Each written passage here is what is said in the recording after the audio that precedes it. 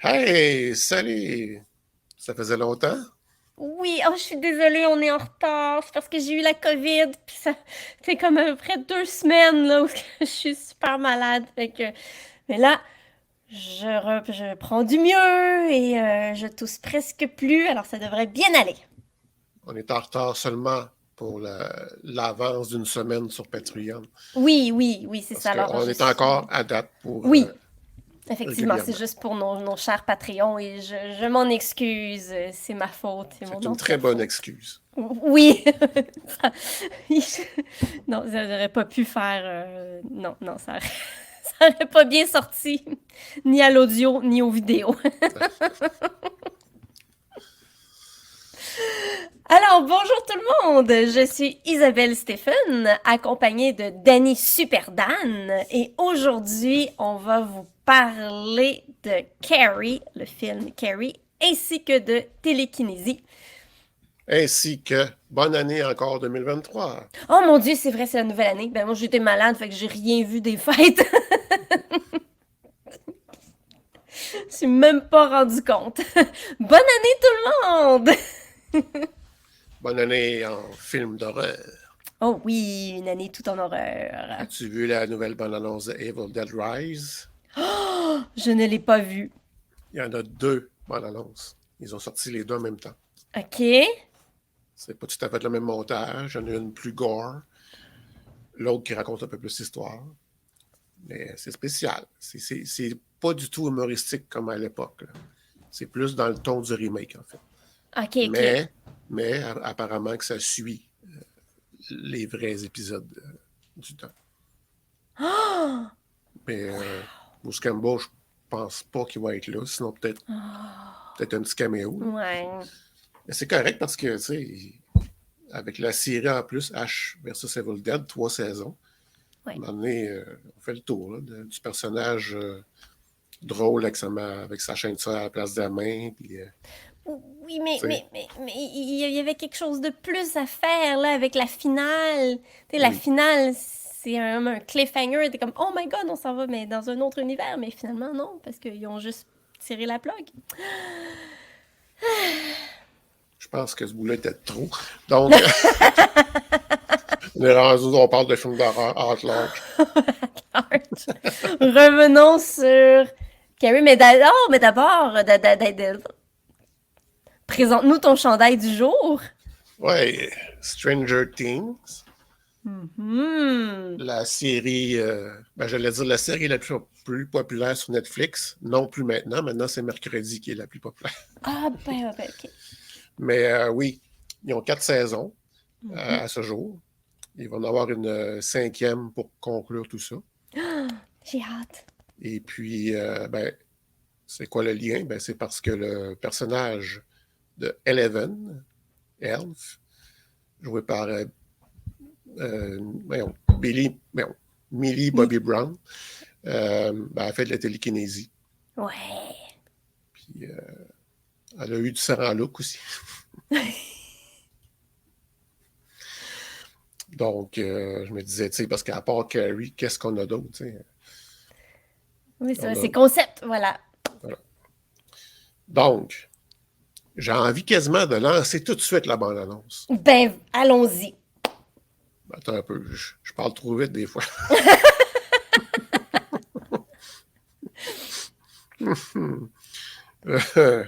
Mais oui, ça sera pas long. Elle s'en C'est vient, elle s'en vient. parti.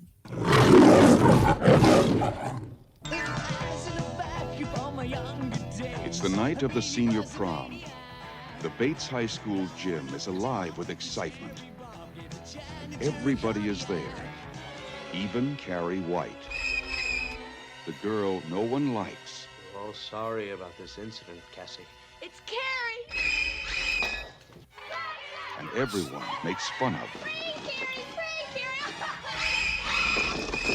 The girl who lives in that creepy house with her crazy mother. Help this any woman see the sin of her days and ways. Show her that if she had remained sinless, the curse of blood would never have come on her. The girl with the strange power. If I concentrate hard enough, I can move things. But tonight, no one will laugh at Carrie. If you don't have a date to the prom next Friday, would you like to go with me? She's with the best-looking boy in the senior class. He's trying to trick me again. She'll be voted queen of the prom. You know, I can make sure that you don't hurt Carrie White anymore. For Carrie, it will be a dream come true. For everyone else, it will be a nightmare. Carrie. A new film by Brian De Palma. Based on the chilling bestseller. Starring Sissy Spacek, Piper Laurie, and introducing John Travolta in his first motion picture role.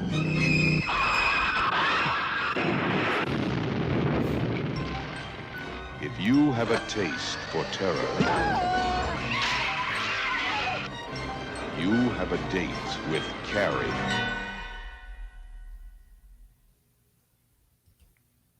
Hey! Wow! Très bonne la bande-annonce. Oui. Mais je pense pas que ça valait la peine d'introduire John Travolta parce que son rôle est tellement minuscule. Quoique, bah, bof. Est-ce que tu veux nommer la distribution pendant que je présente les photos? Oui, bien sûr. Alors, Carrie est jouée par la fabuleuse Sissy Spacek. Oui. La mère de Carrie, Margaret White, est jouée par Piper Laurie. Mhm. Billy Nolan est joué par John Travolta. J'ai pas pris de photos. Non, on le sait de quoi il a l'air. Et Sue Snell est jouée par Amy Irving. Et j'ai oublié de prendre la photo. Bon, c'est pas très grave, c'est plus des actrices semi-secondaires, ouais. Carrie. Au bal du diable. Ouh. Nice.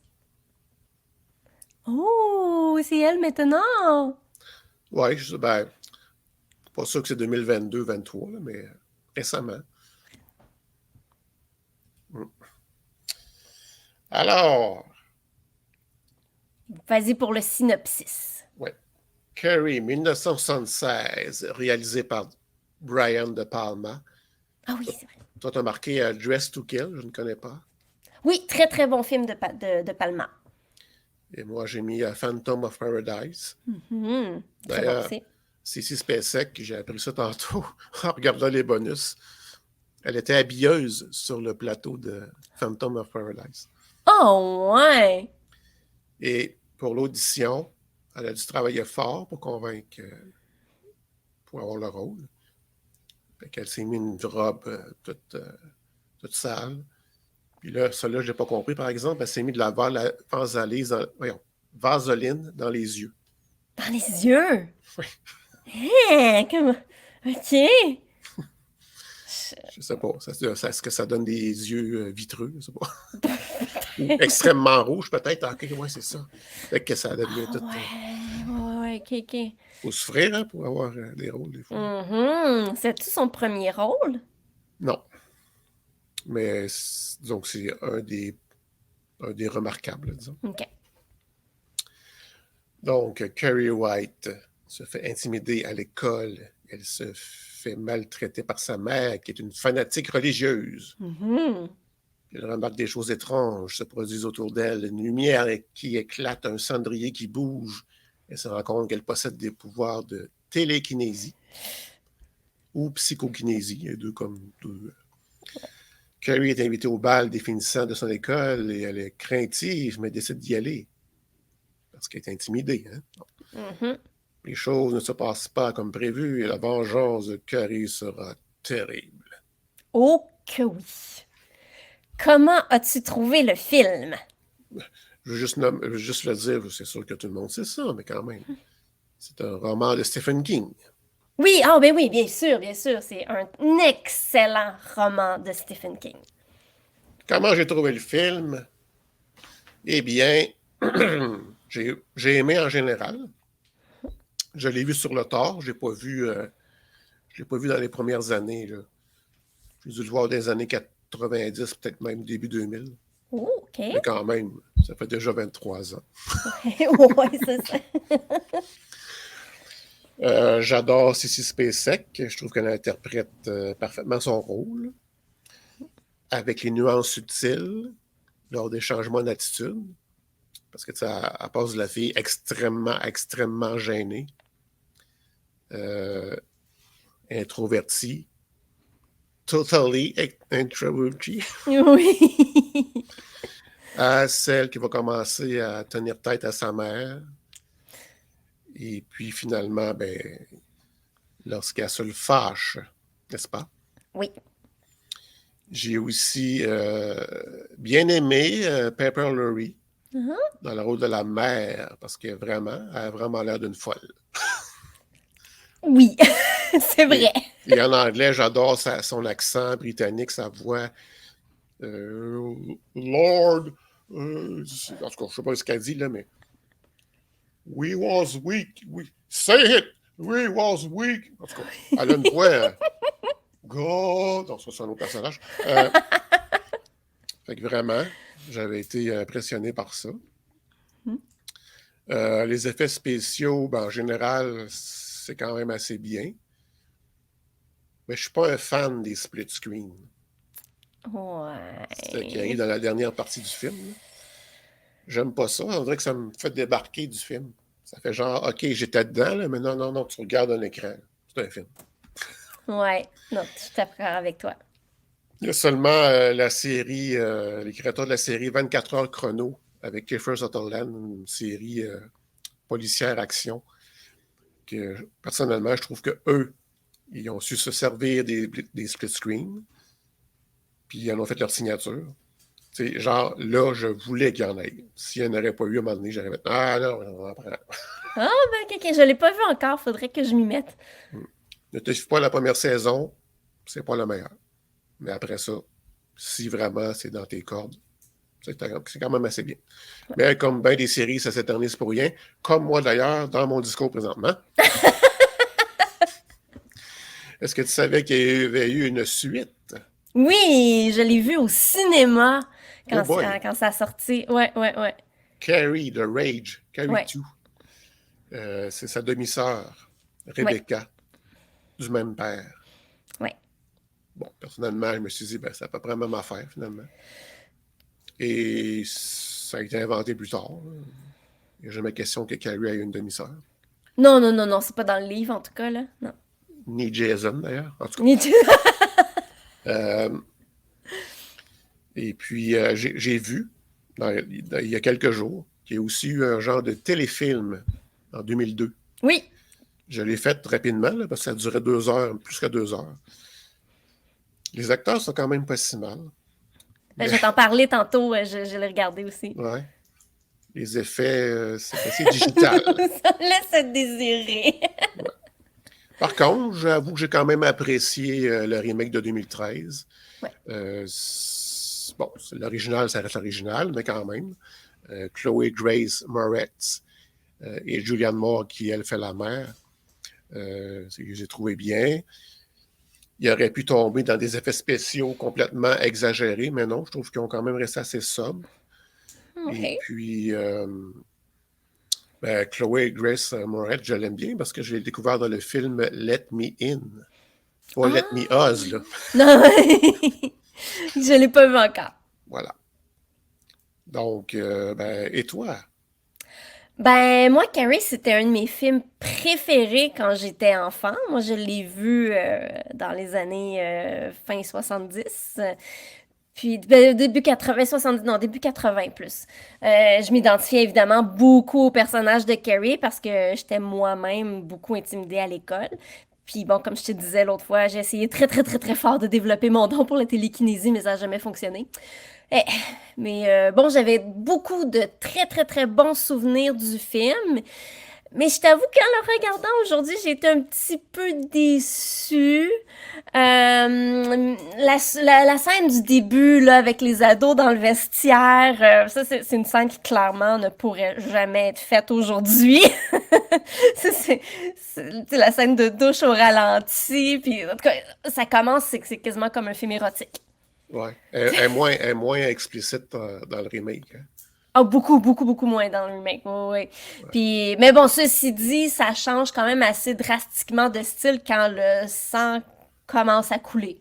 Ouais. Mais jusqu'à là, c'est comme un peu troublant. T'es comme, OK, ils ont quel âge, les filles, là? Ils sont-tu comme 16, 17 ans? Parce que il y a de la nudité full frontal, comme on dit, là. Hein? C'est... Tu vois, ouais. j'avais jamais pensé à ça, que dans le fond, on voyait des adolescentes, probablement mineures. Ouais, c'est ça. J'avais pas pensé à ça. Comme moi, c'est ce qui m'a perturbé un tout petit peu, mais bon, à l'époque, c'était pas grave. Puis bon, comme tu le disais, tu sais, la scène du bal où est-ce que tout tourne mal, ben là, c'est présenté en split screen, puis je suis pas sûre non plus que ça fonctionne bien, là. Moi aussi, ça me fait sortir du film, puis c'est dommage. C'est sûr que maintenant, je suis correct, là. Je suis capable de faire avec, là. Mais les premières fois, là... Ouais, ben ça c'est... Non, moyen, vraiment moyen. Puis là, la scène où est-ce que Carrie danse avec son prince charmant, là, oh my God, ça tournait tellement trop, là, j'avais mal au cœur. Justement, en écoutant les bonus tantôt, il en parlait. Il disait que ça faisait très féerique, fantaisie. Oui, mais obligé de tourner autant. Ben oui, c'est ça, calmez-vous. Pas besoin de rendre le monde malade. Mais bon, comme toi, j'ai adoré Cissy Spacek. Elle est incroyable dans le rôle de Carrie. Son jeu est vraiment excellent.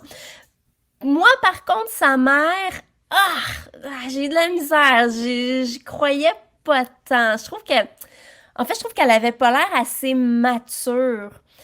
Puis en même temps, bon, c'est logique qu'elle soit dans la trentaine parce qu'elle a eu Carrie quand elle était très jeune. Fait comme, ouais, OK, mais bon. Puis, en fait, pourtant, elle a été nominée aux Oscars pour son rôle, là. C'était d'ailleurs la première fois, les deux ont été nominés aux Oscars. C'était la première fois pour un film d'horreur. Wow! OK. En tout cas, moi, donc, la mère, moyen. J'ai pas accroché tant que ça. Donc, en gros, j'ai été quand même déçue parce que mes souvenirs du film étaient tellement bons. Fait que mes souvenirs étaient vraiment meilleurs. Puis, oui, note intéressante, il y a aussi un Carrie de musical en 1988. J'ai essayé de le trouver, j'ai pas réussi, malheureusement. Mais bon, ça a été un flop total, là. Il y a eu juste 5 représentations. Fait que... Ouch! Ouais. Dommage, mais j'aurais été très, très curieuse de voir ça. Là. Si quelqu'un l'a filmé, si quelqu'un a ça, s'il vous plaît, envoyez-le moi, je veux voir.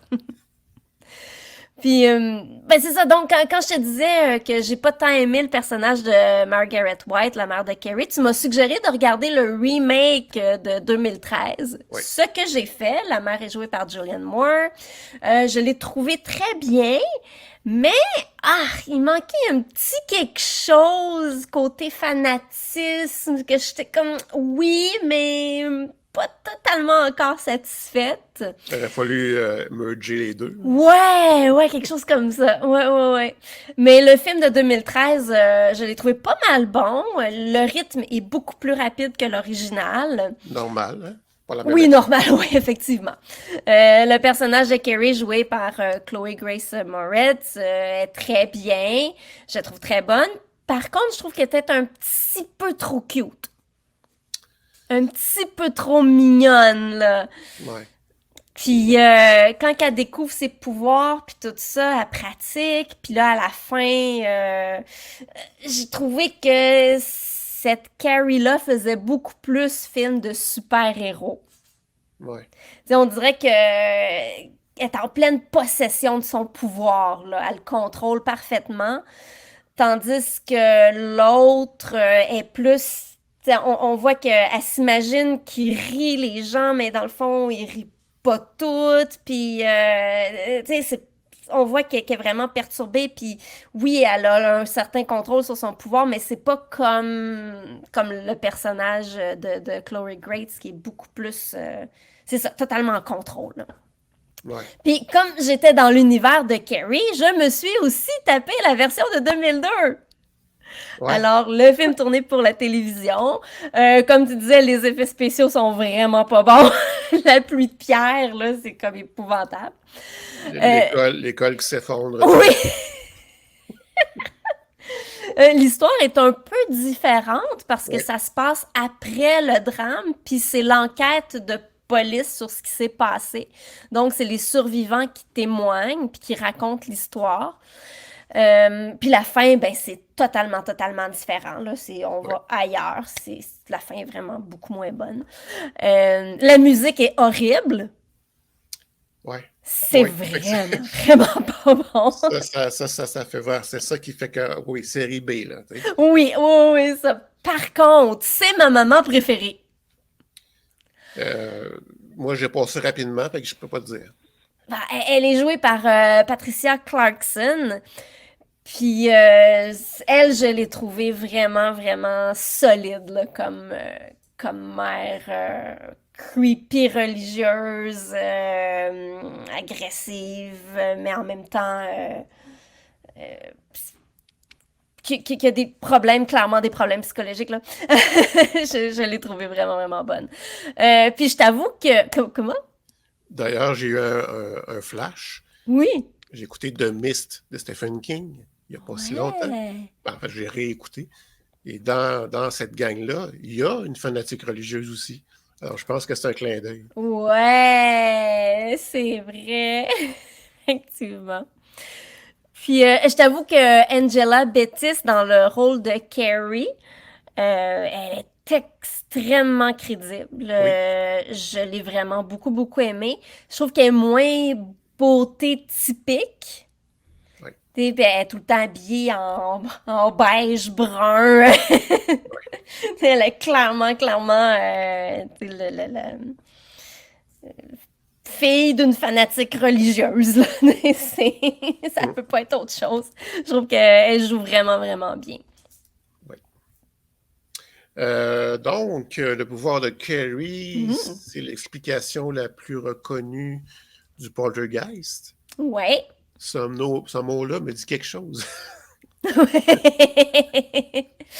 Oui, parce qu'on nage dans des eaux très proches. Hein? Très proches. On dit que c'est généralement un adolescent qui est la cause, un autre point commun.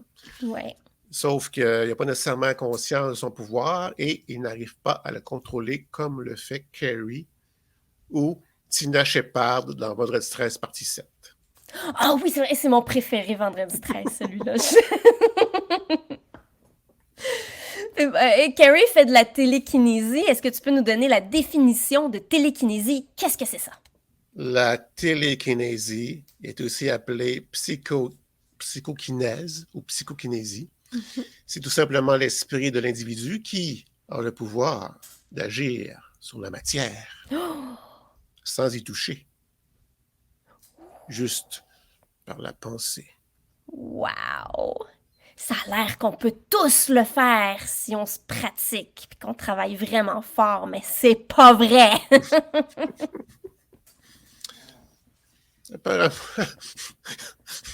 Apparemment qu'il y a des études scientifiques sur la télékinésie. Tu voulais nous parler d'une seule étude marquante des années 70? Oui! Oui! Oh, c'est merveilleux! Tu vas voir.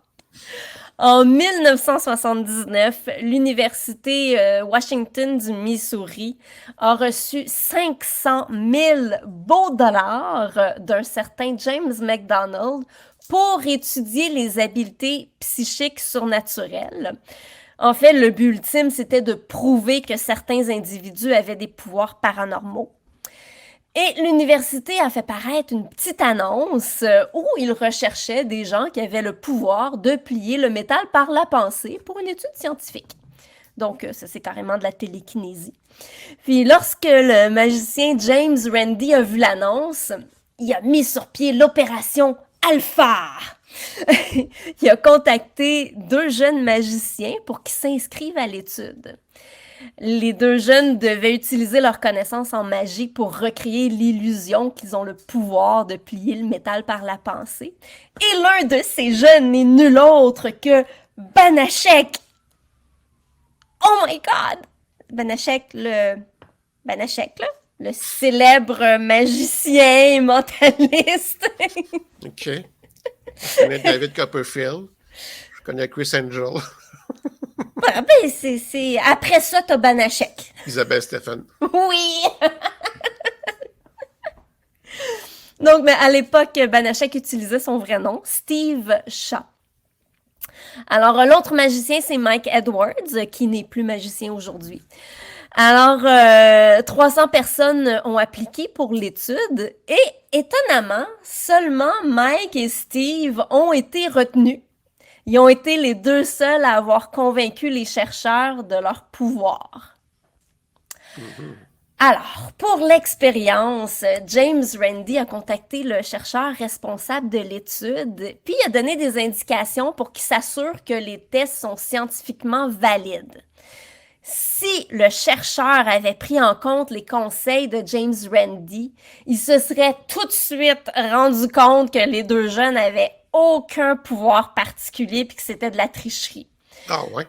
Totalement, ouais. Malheureusement, les conseils de James Randi n'ont pas été suivis et pendant 4 ans, les chercheurs se sont fait berner par les 2 jeunes.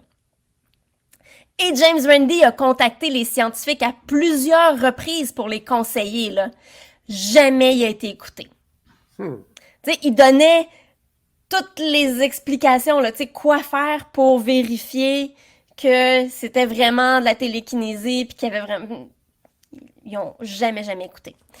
Puis en fait... De très bons magiciens, de très mauvais scientifiques. Oui, c'est ça. Mais en fait, même souvent, les scientifiques laissaient les 2 jeunes décider de la façon de procéder pour faire les diverses expériences. C'est pas fort, là. C'est vraiment pas fort. Banachek racontait que lorsqu'il s'est joint à l'étude, lui et Mike ont emprunté la voiture d'un des scientifiques. Puis à un moment donné, ils ont remarqué qu'il y avait une valise sur le siège arrière. Puis là, Steve l'a ouvert, puis il a vu qu'il y avait un ensemble très impressionnant de coutelleries de toutes sortes. Puis là, les 2 se sont dit que que c'est clairement les fourchettes puis les cuillères qui vont leur demander de plier. Fait que Steve il a décidé de produire un effet de poltergeist spontané en pliant toute la coutellerie de la valise d'un coup. Donc,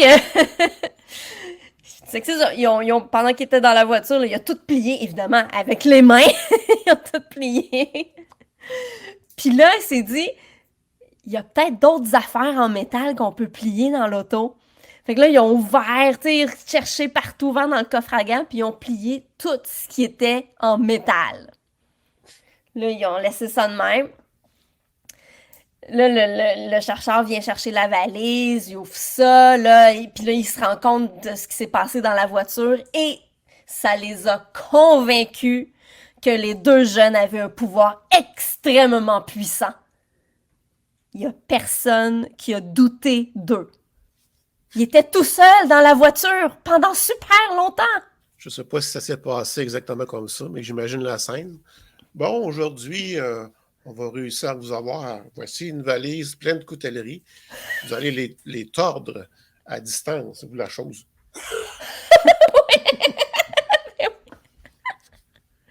Malade.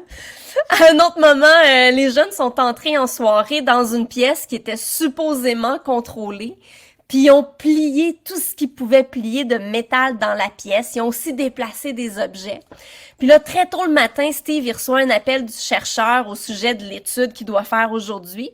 Puis là, Steve, il dit qu'il n'a pas très bien dormi. Là. Il a rêvé qu'il était dans la pièce en train de faire l'étude en question, puis qu'il se passait des choses incroyables.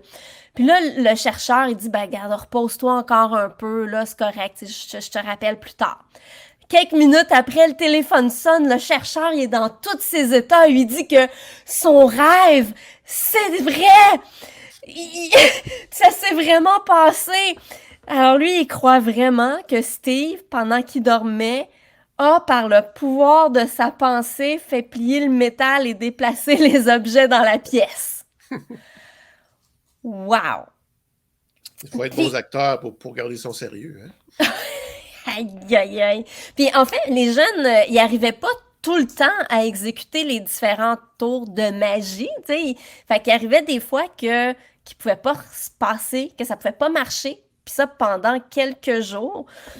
Puis parce que de la façon que c'était surveillé, puis tout ça, ils pouvaient juste pas le faire. Puis Ben Hachek a dit en entrevue que quand un magicien manque 3 tours sur 10, on dit que c'est un mauvais magicien. Mais quand une personne qui a des pouvoirs paranormaux manque 3 fois sur 10, on dit que c'est la preuve de son pouvoir.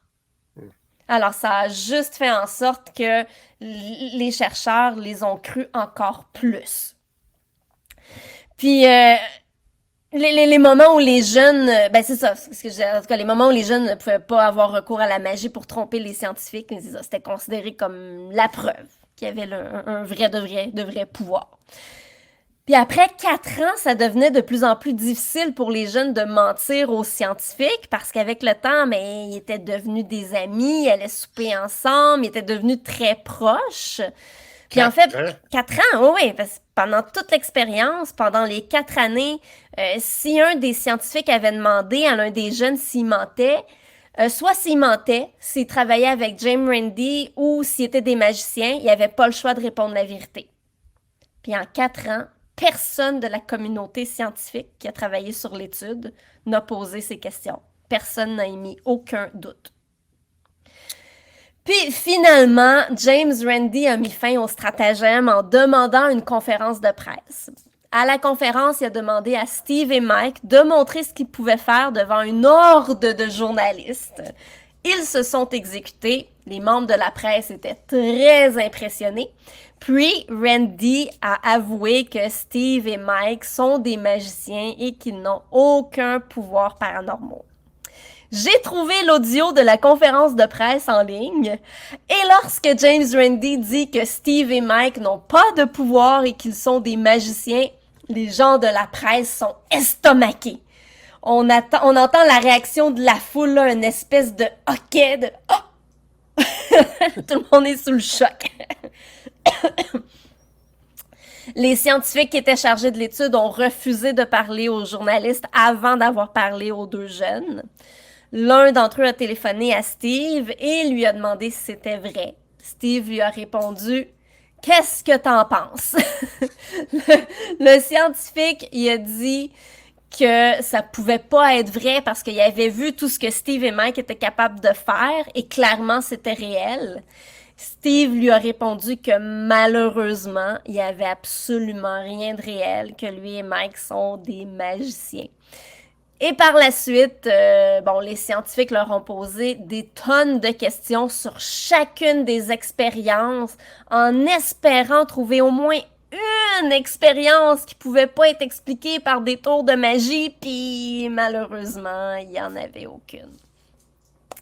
Ben Hachek puis Mike disent aujourd'hui que si c'était à refaire, ils le feraient, mais ils tenteraient de trouver une façon où les gens seraient moins blessés à la fin de cette expérience-là. Parce qu'ils ont quand même développé des relations d'amitié après 4 ans, puis c'était pas évident, là. Mais c'est important de prouver que c'est pas parce que quelqu'un est un scientifique qu'automatiquement il pourra pas être berné par de simples tours de magie. Puis aussi de démontrer que la méthode scientifique est très importante pour prouver un phénomène. Il ne faut pas se laisser emporter par ses propres croyances. Il faut avoir une méthode rigoureuse. Puis être capable de laisser ses croyances de côté. Puis voire même de les modifier quand on a une preuve concrète. 4 ans. 4 ans. C'est complètement fou. C'est... Je suis sans mots. Mais voyons voir si on va pouvoir élucider le cas de Tina Resch. Hmm. Columbus, Ohio, 1984. Oh, raconte-nous ça. Eh bien, quand j'avais environ 12 ans, je sais que c'est pas mal toujours, toujours dans ces changes-là. Mes parents étaient abonnés aux sélections Raider Digest. Tu connais? Oui. Excuse-moi, mon lézard voulait sortir. Bonjour le monde, voici Jadoubidou, tout le monde. Oups. Non, il est correct, il est sur moi. Vas-y. Et On t'écoute. donc, c'est pas une revue qui m'intéressait vraiment, Non. jusqu'à ce que je vois une image. Cette fille Oh. avec un téléphone qui semble flotter, comme s'il il avait été projeté dans la pièce. Ah! Et puis le titre, justement, là, ça parlait de télékinésie. Là. Alors, évidemment, j'ai été fasciné par l'histoire et à chaque mois, j'avais hâte que le Reader's Digest, comment ça? Reader's Digest. Oui, c'est ça. Arrive pour voir s'il y avait d'autres histoires du genre. Il y avait des histoires mystérieuses, mais c'était pas comme ça. C'était souvent des histoires plus fictives qu'autre chose. Okay. Donc, mais là, j'ai retrouvé cette histoire-là dans un livre de Pascal Catala. C'est une femme en France qui est psychologue, qui est informaticienne et qui travaille pour... pourquoi je me lance toujours là-dedans? L'Institut de recherche parapsychologique international. En tout cas, c'est en France. Et c'est de Christian Page que je l'ai connu dans une émission de radio. Et c'est un livre édité en 2004 qui est répertorié,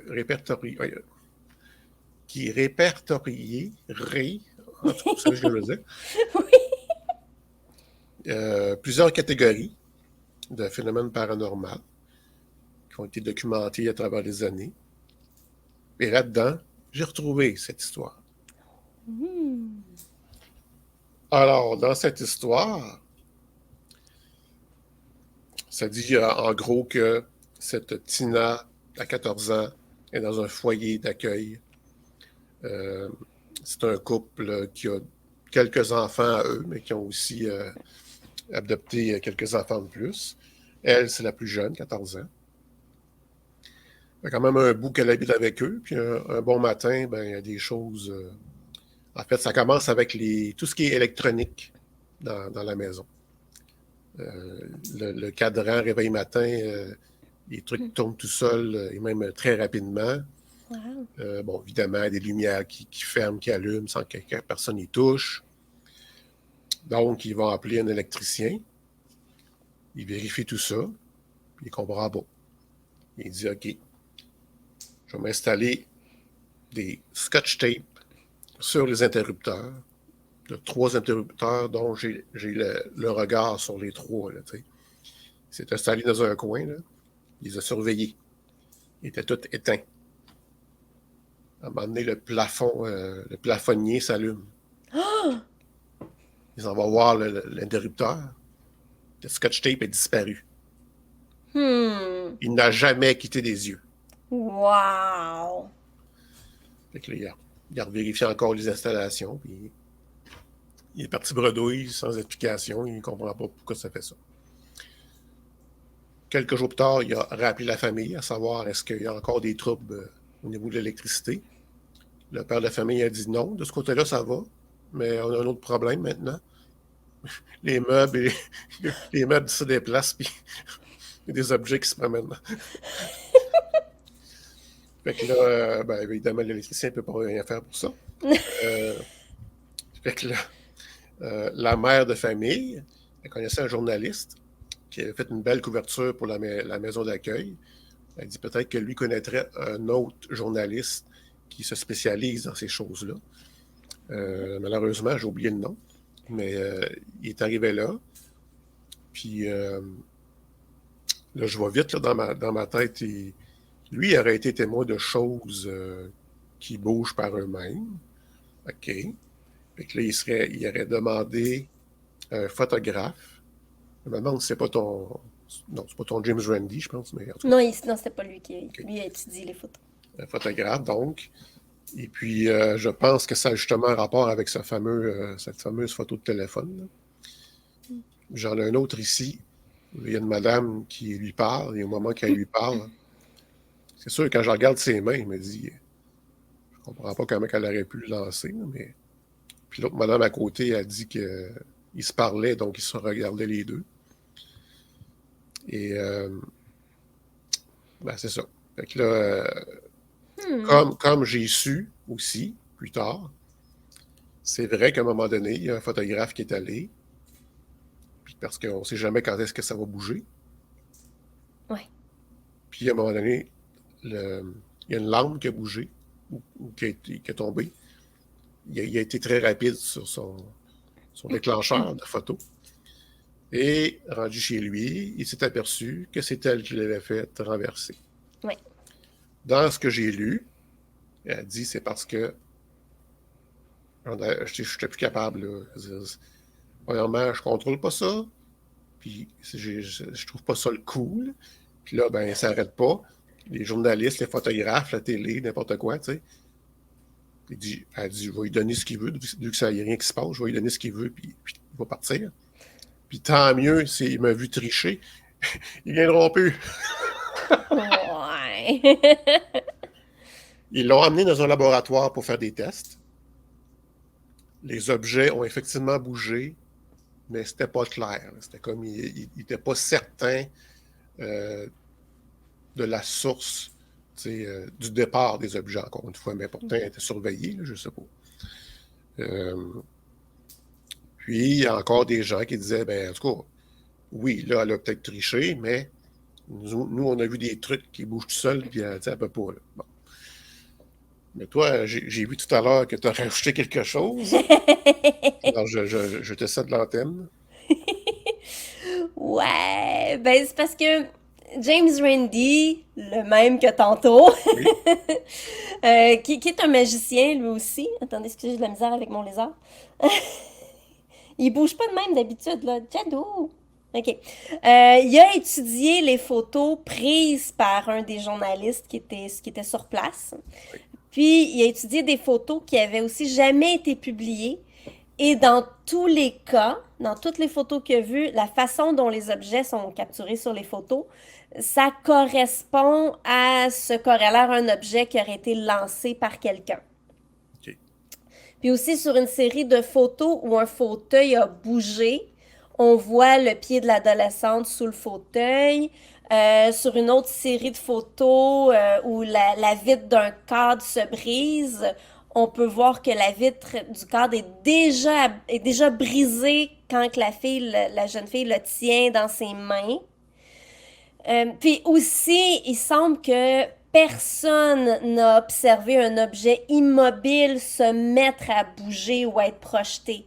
T'sais, ils ont toujours vu l'objet une fois qu'il était en mouvement, une fois qu'il était tombé. Donc, selon James Randi, c'est la jeune fille qui faisait ça pour, ben, peut-être pour l'attention, enfin, mais donc c'était pas un pouvoir paranormal. Oui. Admettons que ça aurait été un authentique cas de poltergeist, ben, ça aurait été aussi ça la raison, l'attention, parce que, je sais pas, elle était comme un peu jalouse des autres enfants. Ouais. Puis, elle avait quelques problèmes psychologiques, donc ça aurait pu être ça. J'accepte ton explication de James Randi. Mais si c'est vrai que le cadran virait fou, là, je comprends pas.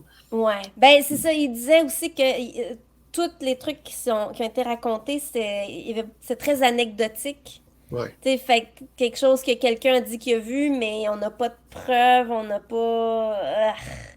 c'était peut-être un souvenir. La personne pense avoir vu ça, mais dans le fond, c'est pas tout à fait comme ça que ça s'est passé. Donc, on est plus dans le faux que le vrai. On est plus dans le faux que le vrai, oui. Un peu comme Amityville. Ouais, Amityville, c'était juste du faux, là, mais... Ah, on sait pas. Ben, ouais, on sait pas. On se doute.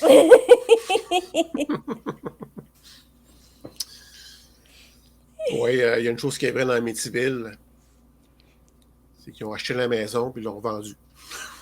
Oui, ben aussi l'histoire du début, là, Ah le oui. jeune qui a tué sa famille, ça c'est vrai, là. Ben oui, C'est ben vraiment juste la partie hantise qu'on peut avoir des gros doutes. Mhm. Très gros doutes. Donc on peut avoir aussi des doutes sur l'expérience de cette adolescente Tina, comment ça se Resch. prononce? Resch. Resch. Ouais. Donc il y a eu une vie assez mouvementée par la suite, là. OK. C'est en prison. Je pense que je sais pas si elle est encore en prison aujourd'hui, là, mais ouais, ça a pas été facile. Bon. On aurait le temps peut-être de parler de Philippe le fantôme. Bien sûr! Un instant. Un instant. OK, je viens de m'en rappeler. OK, ouf! C'est le professeur George Owen, Mhm. OK, dans les années 70, qui a décidé de faire une expérience avec quelques professeurs ou étudiants qui sont aussi dans le domaine de la psychologie, de la parapsychologie, peu importe, là, tout cet univers-là, parce qu'il se disait, ben, c'est peut-être pas nécessairement quand un objet bouge ou un meuble se déplace, pas nécessairement tout de suite, oh, c'est un fantôme, tu sais. Peut-être, justement, lui, il pensait plus télékinésie non contrôlée. Alors, il a dit, on va faire une expérience, on va s'inventer un fantôme. On va lui donner un nom, on va lui inventer une vie, comment il est mort, le lieu où il vivait, puis on va l'appeler Philippe. Puis il y a quelqu'un, une spécialiste, là, qui, justement, est capable de, au niveau dramatique, là, de lui faire un genre de biographie, là. Fait que Philippe, un voyons, Un aristochat? aristocrate, voilà,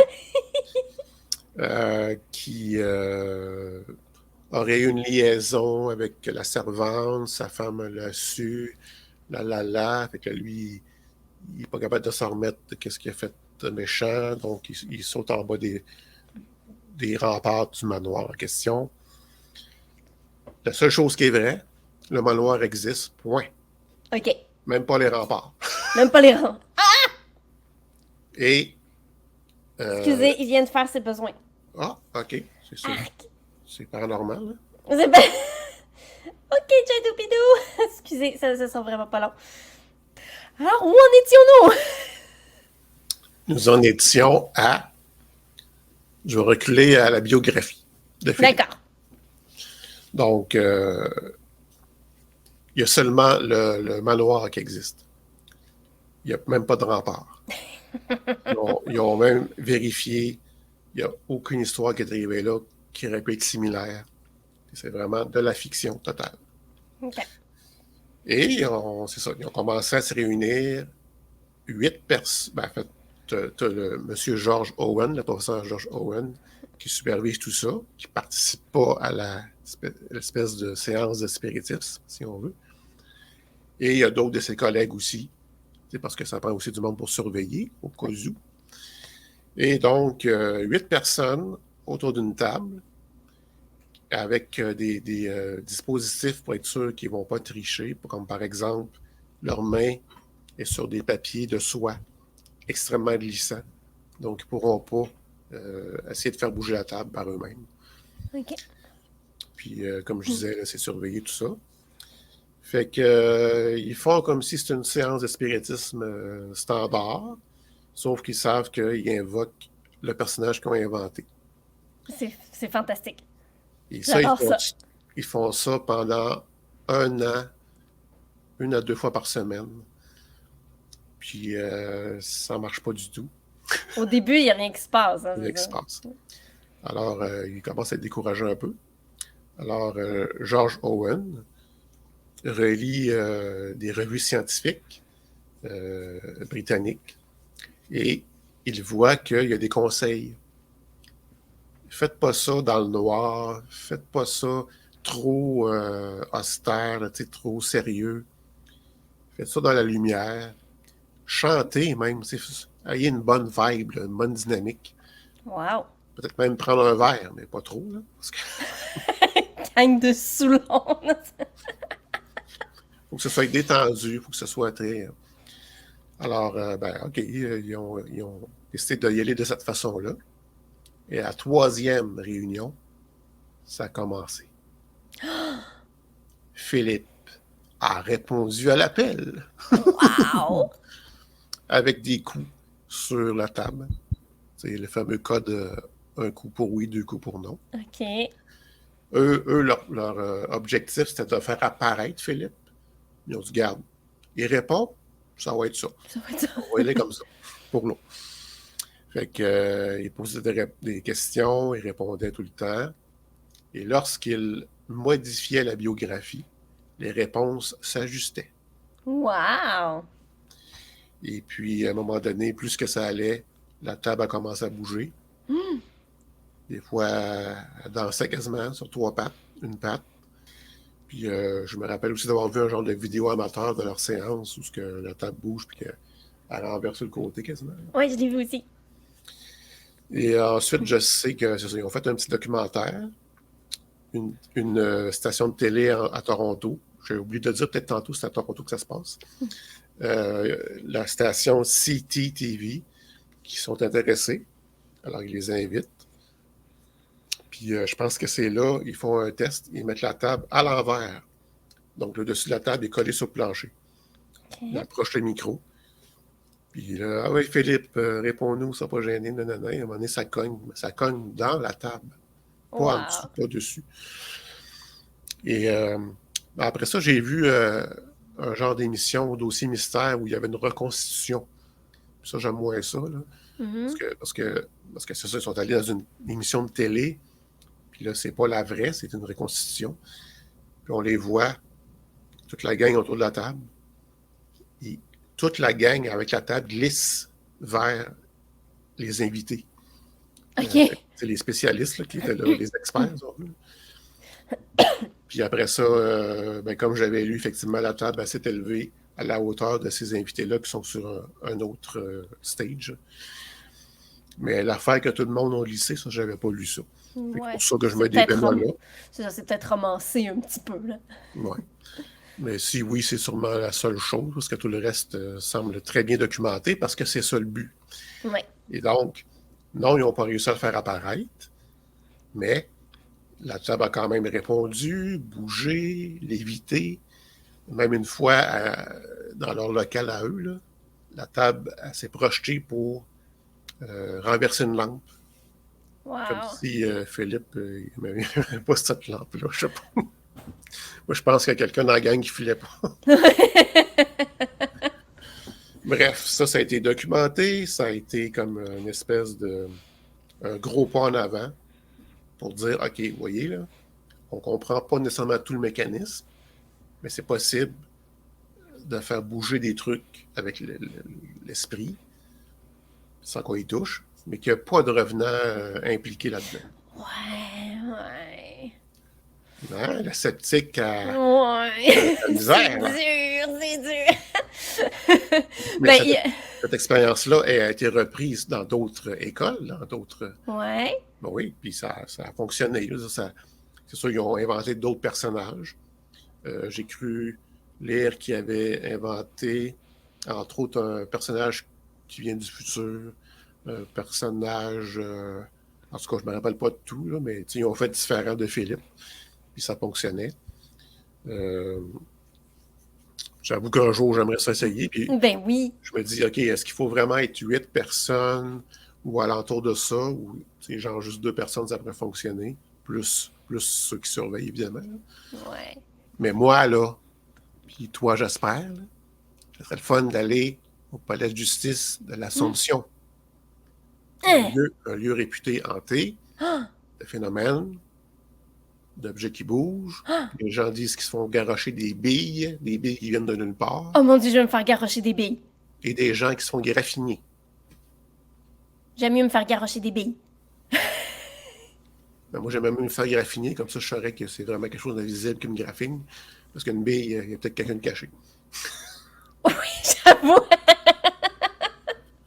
J'aimerais retrouver un reportage du sac de chips. Connais-tu ça? Oui, je connais le sac de chips. Parce qu'ils sont allés au palais.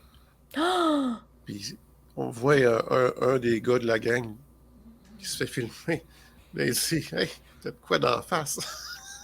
On voit une graphine. Non! Les autres, ils rient parce qu'ils. Qu'est-ce que c'est ça? Wow! OK. Mais je veux dire, comme toi, juste les billes, c'est déjà pas pire. Oui! On essaye d'aller voir ça en 2023. Ça serait vraiment le fun. Alors, en conclusion, on va vous inviter à vous abonner au Patreon de Sur la route de l'horreur. Vous allez avoir droit de voir tous les épisodes des Midis horrifiques une semaine à l'avance, ainsi qu'à tous les épisodes spéciaux pour Patreon. Nous faisons un épisode extra par mois pour vous, nos chers Patreons. Nous avons 2 épisodes spéciaux en ligne présentement. Alors, on va en avoir un 3e bientôt. Oui. Et ben voilà, donc patreon.com sur la route de l'horreur. Si vous nous regardez, vous pouvez voir l'adresse défilée en bas. Et de quoi on parle à notre prochain épisode? Eh bien, peut-être quelque chose qui est un peu dans la même veine. Puis, pyrokinésie, ben oui, pyrokinésie. Pyrokinésie. Et toi, tu m'as amené peut-être combustion spontanée là-dedans. Ouais, ok, ça va être cool. Parce que les deux brûlent. Oui. Fait qu'on va parler de feu. Carrie, Stephen King. Firestarter, Stephen King. Ouais. En français, Charlie. Ouais. Qui a eu un remake dernièrement. Oh, Je n'ai vu ouais. aucun des deux. OK. Ben, moi non plus, en fait. J'ai lu le livre il y a longtemps. C'était très, très bon. Mais oui, alors, je me prépare à regarder l'original et le remake. Et, je vais faire des recherches parce que je me rappelle avoir lu quelques trucs là-dessus, des cas inexpliqués de Firestarter, justement. Pyrokinésie. Moins combustion. Là. Ça, je vais te laisser en parler. Parfait. Voilà! Alors, on se revoit très, très, très bientôt. Et d'ici là, bonne année et soyez sages! Oui! Bye! Bye bye!